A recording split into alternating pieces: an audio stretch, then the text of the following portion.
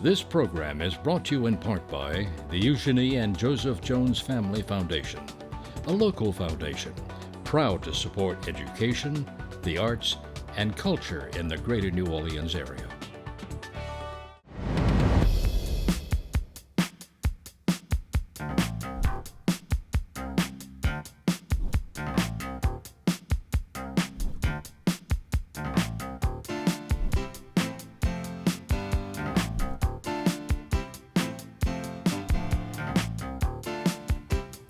Hello, I'm Marcia Cavanaugh. Thanks so much for joining us.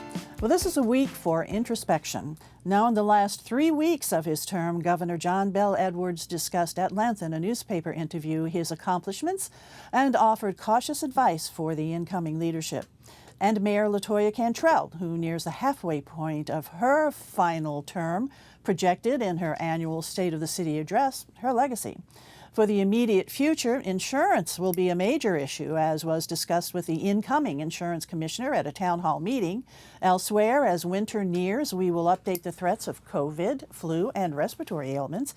All this, plus we will look at Mr. Bingle, who's celebrating a 75-year career and the competitive business story behind his empire.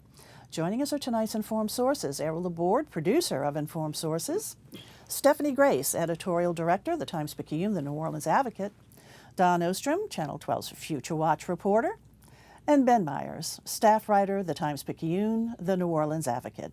Okay, we're going to go on over to Stephanie first, because you had an interview with the outgoing governor, John Bel Edwards, and so give us the high points there. I mean, what are he thinking? What does he feel are his high points? Well, I mean, it's quite a list, I have to say. It's been 8 years, and boy, we've been through it. We started, remember, with the $2 billion deficit he walked into, so certainly leaving a surplus, leaving the state in kind of good financial health in terms of revenue, and also in terms of kind of stability of, not dipping into rainy day funds, things like that.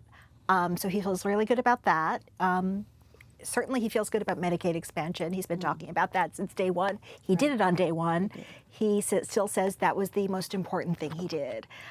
It was interesting, I asked him about, Ron DeSantis was asked about, he wasn't asked directly about Medicaid expansion. Florida has not expanded it like many states around us, but he was asked about the high uninsured rate in Florida at one of the presidential debates, and he kind of said, well, people need to work, and John Bel Edwards basically said that was really callous, either callous or ignorant, because Medicaid expansion is working people. It is people who are, make too much money to be on Medicaid, but make too little to either be able to buy their own insurance or get it through an employer. Yeah. So, well, 500,000 people who are on Medicaid expansion now have health insurance, and certainly would agree with him, don't you think? I think so. And, he also connected it directly to the stability of the state, because before that, uninsured people were going to hospitals in the state. The Medicaid match for regular Medicaid is much lower federally than it is for Medicaid expansion, and the state was really eating a lot of those costs. So a lot of them are now covered by the federal government. He pointed out, as he has many times before, some of these other states that have not expanded have seen rural hospitals fail. Louisiana has not. Okay, another issue I know that he touched on was abortion. Yes, that was interesting. Remember, he's an anti-abortion Democrat. He said so from the beginning. He said, when he was elected, that he thought that was an important way for him to connect with Louisiana's voters, who tend to be anti-abortion more than, in other states. But what's happened, then the explosion, then Roe v. Wade gets overturned and things change. And he said he really feels like Louisiana will get to having exceptions for rape and incest. Which we don't have now. Which we do not have now, and he signed the bill that said we do not have them, even though he did say pretty soon after that he wished the legislature would do it. He feels like that is, you're talking about people who would not be pregnant if not for the fact that they're a victim of a crime. And he really feels like the state will move that far anyway, and he does support that. Another issue that he's really been very involved in, of course, is our coastal laws, the environment and climate. He has put forth a climate action plan. So really, what are his concerns for that in the future? Only governor the only Southern governor to do that. Of course, one of two Southern governors who are Democrats. Right. And, the plan was aimed at net zero carbon by 2015, by 2050, excuse me, which is kind of mirrors what the federal government is trying to do. What he said at the time was he hoped they would be far enough along so that the next governor could not undo it. So I asked him, are we? And he thinks yes. He thinks, we are, people understand the peril we've had, list the things that have happened to the state just in the last 8 years, in terms of the environment, but also the economic investment. He really focused on that and said, look, he's $55 billion. I had to look it up to make sure it was a B, $55 billion in green projects in the pipeline and the jobs that go with those. And that is not divisive. That isn't, that's something every governor should support. So he really feels like, Jeff Landry, his successor, has said that he doesn't necessarily believe in climate change or doesn't necessarily think decarbonization is worth the investment. Edwards said, he'll probably keep saying that to certain audiences, but he knows where the jobs are. He knows where things are headed. And the oil and gas companies do too. Well, speaking of governors and their predecessors, I thought it was an interesting discussion he had about Bobby Jindal. Yes. And you asked him about the way he voted early in his first term. So John Bel Edwards has been this, kind of preacher for fiscal discipline his whole time in office. But, people then point out, back when this all started, when Bobby Jindal came into office, there was that move to get rid of the Stelly tax increases. Remember, the income taxes had gone up a little and the sales taxes down. The sales taxes are still down, but the income taxes have been rolled back. And there was a vote that was led by Republicans. Bobby Jindal didn't really love it at the time, but he eventually took credit for it because it was a tax cut. John Bel Edwards was a freshman Democrat in the legislature. He voted for it. So I asked him, what were you thinking? And he said, well, I thought if we needed revenue, we would raise revenue. I didn't know Bobby Jindal was going to run for president on this kind of absolutist platform. I was wrong, and I was naive. I was a first-term representative. And one thing that concerns me is I look and we've got a lot of first-term representatives and a first-term governor coming in. It was like he issued a warning to those coming into office. It was like I'm a cautionary tale, basically. So quickly, if you can, what does he see as our fiscal future? He's very bullish on it. He said, we're in great shape. Even, they passed that temporary tax increase finally after a lot of fighting in the first term. It is scheduled to roll off in 2025. He said, we could do something, we could do things with that money, but if it rolls off, we're going to be okay because we have the revenue picture elsewhere is okay. So he's not fond of the term fiscal cliff, it seems. He's not. He said, you people in the media like to be all dramatic about that. I thought that was interesting. He made a couple references kind of like to his spiritual side, to his personal beliefs and his religious beliefs and how important they were to him. Absolutely. And he kind of linked a lot of different issues under that rubric. Abortion, being opposed to abortion, but also Medicaid expansion. Taking care of life is the way he looks at it, and kind of your duty as as he said, as a Catholic and a Christian, what you are supposed to do. You're supposed to help the people who need help. It's Matthew's 25. And that's a message and that's what he portrayed throughout his 2 terms. Absolutely, definitely. yes. All right, and Steph. death penalty. We didn't talk about it, but death penalty too. His opposition to the death penalty. Well, we'll go read Stephanie's article in the interview. Thanks a lot, Steph. Thank you. Let's go on over to you because we heard from the mayor of New Orleans this week too, with a review of the state of the city as she sees it. That's right. It's an annual speech. Every mayor does it once a year. Mayor Cantrell started talking about herself and her what she described as trauma, having gone through a lot of controversies over the last 2 years in her second term. But then she quickly moved into a speech that was pretty tightly focused on areas of economic development, quality of life, public safety, and infrastructure. She noted a lot of things that are currently underway right now that truly have been deferred. Certain projects, I would say the Sewage and Water Board substation, chief among them, that have been needed in the city for a long time.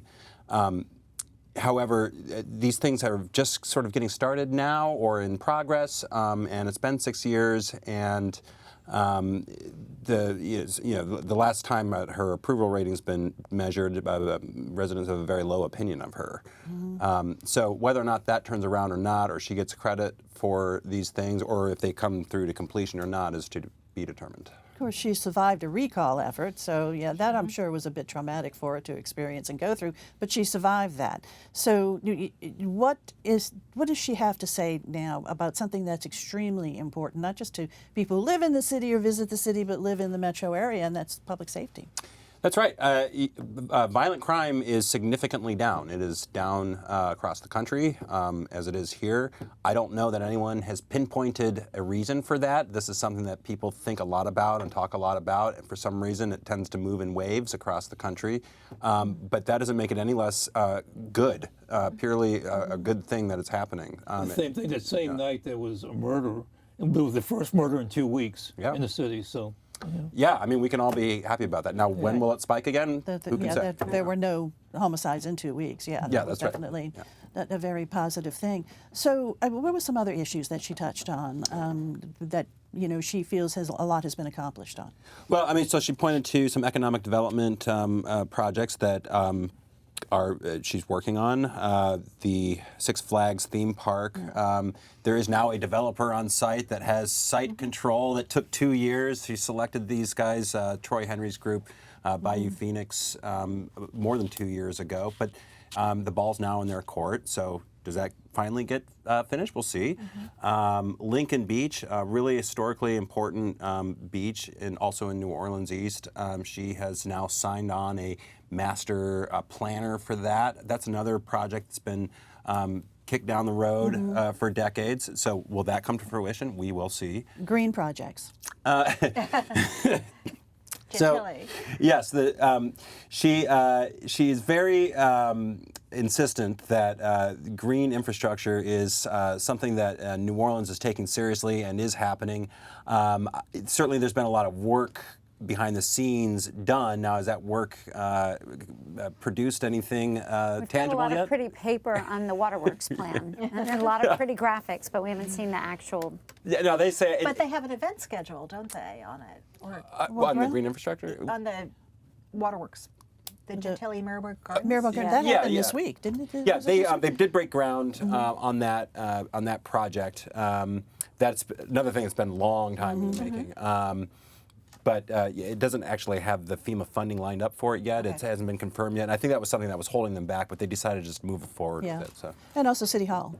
That's another great example. It's something that is now in the works. They've done a land swap with the state that is needed for them to proceed with plans for that. Let's see where it goes, but definitely something that's needed. Right, and streets. More street repair, which is, good and bad. But. So, under a new infrastructure chief who's been there for about a year and a half, they've come up with a new way of doing contracting. It's pretty complicated, but in essence, it makes things more efficient where they're doing one project at a time instead of letting things fester. So positive things. Trying to sell is her perceived legacy. Like, don't judge me so much now, judge me by what's happening in the future. She's saying all of these things taken together are going to yield great rewards for us, generations to come. It's but we're 6 years in, and it feels like it's just all kind of wait. Well. Yeah. And then also, there was a COVID pause of some of these things happening too. We do have to realize that. There was, and it would have been hard to foresee anyone to foresee that. And something she had to deal with. She had to deal with it, unlike any other mayor. Right, exactly. All righty, thanks a lot, Ben. Don, over to you. Here we are, in our winter, getting close almost to winter officially, and cold and flu and anything else. It's circulating big time. Currently, 67% of the viruses that are being tested for in Louisiana are coming back as flu. So we are definitely a hotbed of flu activity. According to the CDC, right now, Louisiana and South Carolina are the two states where, if you look at their pretty colorful maps, we glow very colorfully, and the New Orleans region also glows very colorfully on the Louisiana Department of Health map in terms of where these viruses are coming from. And this, we've spent so much time over the last couple of years talking about the dangers of COVID. I want to remind people that the flu is no joke. The CDC estimates so far this year nationwide. 3.7 million people have been sick with the flu. Now that's people who actually seek treatment and they know about it. So there's obviously more than that. There have already been 28,000 hospitalizations and 2,300 deaths from the flu in the country. And the epicenter is here and in South Carolina again. And I talked to infectious disease expert Dr. Fred Lopez at LSU HSC this week, and he said, unfortunately, our vaccine uptake rates are just abysmal right now. Usually we get about 50% of the population that's eligible for flu shots to take the flu shot. So far this year, it's looking at like about 38%. Only 15 to 20% of the eligible population has had the COVID vaccine, the most recent COVID vaccine, and about 15 to 20% of those who it's been recommended for have had RSV. Now, I said before, and I'm throwing out a lot of numbers, I apologize for that 67% of the viruses circulating right now in Louisiana are flu. Only 1% is COVID. So if you're going to put all your eggs in one basket for your health, I would say put them in that flu basket right now. We're entering into the throes of that season as we get, in this region, I think the Mardi Gras ball season and Christmas time really are super spreaders. That, people go, it's a one-time event, you got to kind of go. Some people, wink, wink, nudge, nudge, I wasn't feeling well earlier. Well, those rules really do still apply, to stay home when you don't feel well, to make sure you're washing your hands. Masks do work to prevent some of those viruses and illnesses. So the prevention hasn't changed. Doctors are able to differentiate all three of those diseases among others. You can get tested for the flu, get tested for COVID, get tested for RSV, and have a test come back and tell you what you have. And it's important to go in and know what you have, because there are drugs out there that can mitigate the severity of those viruses. There is an immunization for RSV. There is, but it's not for everybody. It's recommended for people who are 60 years of age and older, those with chronic medical conditions. And right now, what they don't know about that one, because it is so new, is unlike flu and COVID, where it's more of an annual shot, RSV is so new they don't know whether that will be an annual or a one-time shot, whether it lasts longer. You still see people walking around, not a lot, but some wearing their COVID mask. Who are they? Are those people who are overly cautious? Either overly cautious, or they're people who are sick and actually are worried about the people around them, or they're people, you can't tell looking at someone that they're going through cancer treatment, or that they have an autoimmune disease that causes a major issue should they be the one to get sick. So it could be any of those things. Various reasons. Various reasons that they want to. So be cautious. So be cautious and stay home if you're sick. Yeah, that's But the problem with the flu, too, is you're contagious before you really know you're feeling terrible. Okay, so here we are again. All right, thanks a lot. Steph, back over to you. You had a virtual town hall with our insurance commissioner-elect. Yes. Now, insurance is on everybody's mind because we're starting to get the bills and seeing premiums go up. What did he have to say? What's he going to do about this? Well, his name is Tim Temple, and he was elected, if you will remember, without having to be on the ballot, because he qualified. Jim Donnellan, the longtime insurance commissioner, is retiring. Tim Temple qualified, and his opponent dropped out. So, he didn't get to go out and talk to people and sell his plan, so he's doing it now.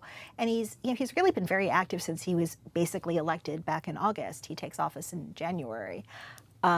He is someone he comes out of the industry. He's a Republican, like Donnellan's a Republican, but he's probably more conservative on the kind of idea of free market versus regulation. But he has a very distinct idea of what he wants to do. He's not getting into a lot of specifics on how he thinks he can do it.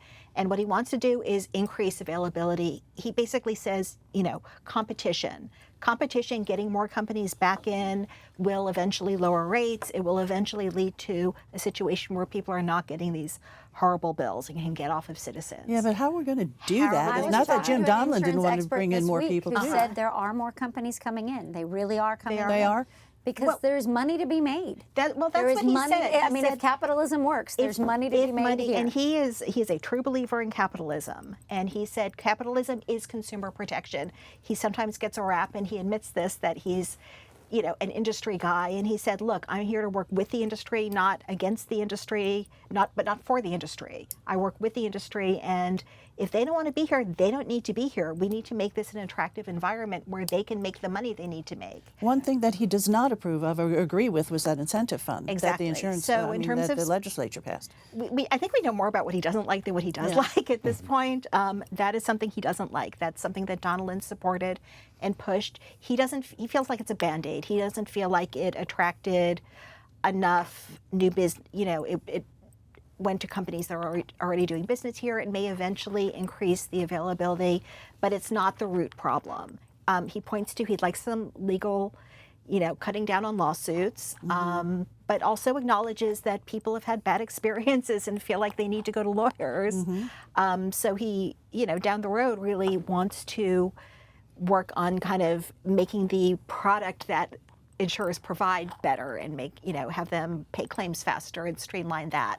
But that's down the road. What he wants to do now is there's a financing thing that is a little technical, but industry likes it, to be able to come in and adjust their rates in the middle of the year and then get approval from the Department of Insurance. It doesn't mean they can ask whatever rates they want, but it means it's kind of a speed to market issue is what he calls it. So that's one thing. There's been a lot of talk about having a special session. He said the other day he thinks that might not happen, and not because it's not urgent. It is urgent, but because there's another issue involving redistricting for Congress that actually has to get taken care of in the same period at the end of January. So does he foresee, like in this upcoming legislative session that will happen in the spring, that there will be something that is done to help the consumer out there? Ultimately, that's what everybody's looking for. We need protection, but lower premiums. Right. So they cannot legislate lower premiums and they cannot mandate lower premiums, is what he says. And if you mandate lower premiums, the companies aren't going to be here. So the idea is to change the environment, is what he talks about. Yes, he is putting together a plan. I don't know the specifics of it. He did not say. He is actually the co-chair of Jeff Landry's transition committee on insurance, so presumably they're working on some proposals together. And he liked that fortified roof plan. He loved that. That is So something we I maybe think we're see going to some more money put in that, perhaps? down the money. line? So again, the legislature passed some limited grants this year that were just gobbled up to fortify roofs. Looking at Alabama, which has had success with this program, he doesn't necessarily love the subsidies as they were done. There is a different pot of money that may go towards subsidies. But one thing he points to, and that the Alabama officials point to, is even people who aren't getting subsidies are getting these fortified roofs because they also get an insurance break, right? So, one of our biggest issues, and I haven't heard talk about this yet, is our old housing stock. Yes. And I mean old, the houses that are more than 100 years old, that New Orleans loves to keep and have, but the insurance companies don't know what to do with. And and they keep changing, do you need, some of them want new construction, some of them want new plumbing and new electric, and, 80 years old, 100 years, it's a mess. But he is talking about, he is in support of of building codes to require not just fortified roofs on new construction, but also roof replacements. So he definitely is bullish on that. I don't know what the specifics will be, but I think we will hear a lot more. And just to note that the Advocate had an editorial. Yes. And you may have written it for all. I did. Okay. Talking about the process, which I thought was very good. I think a lot of people didn't know about Alabama. You don't look to Alabama for exactly, that but kind of they leadership. have two. They don't have as much exposure. They have two coastal counties, but they have the numbers to show that this can work. So certainly, we'll be watching anything that closely. works is good, because right? the insurance issue is a very, very important issue Yes. here. All right, thanks a lot, Steph. Okay, 75 years old. Happy birthday, Mr. Bingle. Well, every year at Christmas, people talk about Mr. Bingle. It has never been a topic we've had on this show, but because having the status of 75 years, I think that's pretty impressive. What happened 75 years ago is a guy who worked for Maison Blanche. He was in charge of the windows, and they wanted to do something special to have something to identify the store at Christmas. And he'd been in Chicago. And he thought the Marshall Fields department store, they had a character, kind of a doll, called Uncle Mistletoe. And Uncle Mistletoe was popular, and his wife, of course, was Aunt Holly. Anyway, so why don't we create sort of an image, a person? And so they looked at it, they came up with this doll that we know of as Mr. Bingle. And There he is. This is a 1952 picture of the Maison Blanche building. They had Santa, and then they had Mr. Bingle. They didn't have that big fiberglass Bingle at the time. What's interesting about this is 52, war boom babies are being born now, and so there's a lot of babies out there. And so I think a lot of the department stores are kind of seeing the future as being there. But the other thing is that television was new, and there was one television station. It was Channel 6 at the time. And so Channel 6, people with televisions, Channel 6 had 100% of the viewership. And so the combination of this, they created this character, but he had his own television program. I remember it. Every weekday. You know, she was a former anchor at Channel 6. You probably knew Bingle. Bingle personally? He sat across the desk? No, not quite. But. Full disclosure here, okay? But anyway, but at television show, you had all these little kids, and then you had this thing called television every day at 5. And so the whole generation out there, including people watching right now, who remember seeing Mr. Bingle. And then as it expanded, he had a display window where you'd have performances in windows, and then they thought marketing possibilities. In the years to come, though, there'd be a whole complicated nature of transactions where Maison Blanche would close to sell out to homes. Anyway, the store that ultimately wound up with what was the Mr. Bingle property was Dillard's out of Little Rock. And I remember the day that sale was made. The Dillard's people sent out this press release. It was a big press release, maybe 4 or 5 pages about the press release, and another maybe 2 or 3 pages about Mr. Bingle, okay? Assuring everybody that Mr. Bingle would be a part. They could do everything to expand it and all that. Yeah. But as far as I know, New Orleans is the only city that has its own unique Christmas symbol. I mean, even Uncle Mistletoe in Chicago, I'm sure nobody even remembers him, but Bingle perseveres. I think it's kind of nice to hear. But one final thing is that when they designed the puppet, they went to a guy who had a puppet show in the French Quarter, and it was called the Poupée de Paris, and it was a striptease puppet show. Okay. What? And his name was Oscar Eisentraut. He was kind of a not very distinguished looking man, but they hired him. And so the guy who was doing the striptease puppet show was the guy who designed Mr. Bingle, who was also the voice and pulled all the strings. So he became a mortal in this Christmas saga in his own way. He certainly did. We love Mr. Bingle, still do. Okay. All right, guys, kind of quick for the other stories. Okay. Early this month, there was a meeting, an annual meeting of Amtrak, and the chief executive talked about some new services coming all across the country as fragments of services starting, partially because of the infrastructure bill. But he mentioned that New Orleans Mobile is coming, and it's going to start in 2004. And so the twice daily service. And then they also mentioned New Orleans to Baton Rouge is still coming, but probably in 2025. Okay, all right, thanks. Staff, over to you. Back to Governor Edwards. He has his final press conference on Monday. After that, he moves out of the mansion back to Tangipahoa Parish, and he and his wife, Donna, await the birth of their first grandchild. Oh, how exciting for them. Yes. Wonderful. Thanks. Over to you, Don. If you're feeling well enough, Sunday evening caroling in Jackson Square. Gates open at 6:30 and singing starts at 7. But if you're feeling well enough. If you're feeling well enough. All right, thanks a lot. Ben. Sewerage and Water Board today announced that it had brought one of its 2 steam turbines back online, which means it now has just enough power to run its pumps in the heaviest rains, but just enough. So hopefully the other one will also come back sometime soon. Okay, we hope so. We hope that it stays working and the other one comes online soon. Okay, guys, thanks a lot for being here. Thank you all for joining us. We'll see you again next week for Informed Sources. Have a good evening.